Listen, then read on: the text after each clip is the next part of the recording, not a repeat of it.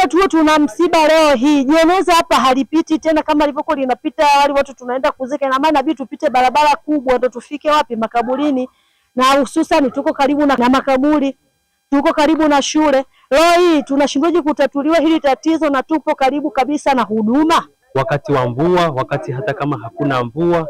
Sasa sisi jukumu letu lililobaki kwenye eneo letu ni kulinda watoto, kwa sababu korongo limekuwa ni refu sana.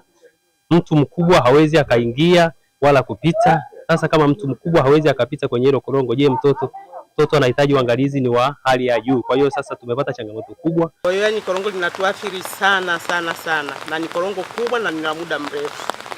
Na tukiwaita viongozi wanakuja wanaona na tuambia bajeti ya serikali ikikaa watakuja kututekelezea, na sasa hivi ni lina muda mrefu. Kila siku maneno ndo wanasema ndo hayo. Tatizo limeshakuwa la muda mrefu sana.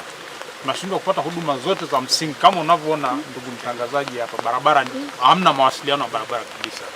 Barabara, huduma za maji hatupati. Huduma nyingine, tuna miradi hapa tunaendesha mifugo, unavyoona tunashindwa kuwalisha mifugo kwa sababu ya nini? Kwa sababu hamna barabara. Kama miaka 7 hivi iliyopita lilikuwa sio kama hivi. Yaani lilikuwa dogo tu. Na maji yalikuwa yanapita yalikuwa kidogo tu.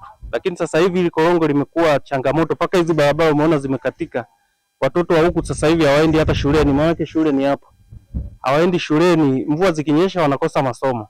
Sasa tumejitahidi kuenda kwa watu wa TARURA na wamekuwa wakituahidi kila wakati kwamba watakufanyia kazi. Kwa kimsingi ile eneo ambalo lina korongo ni eneo ambalo liko planned kwa ajili ya barabara. Ni eneo ambalo kimsingi ni eneo la barabara, lakini kutokana na ile korongo tumekubaliana kwamba baada ya mvua kutulia tutakwenda kuzuia maji maeneo ya juu, wanaita majengo mapya, ili asiweze kushuka mpaka kwenye makazi ya wananchi. Asante kwa kuitazama OTV.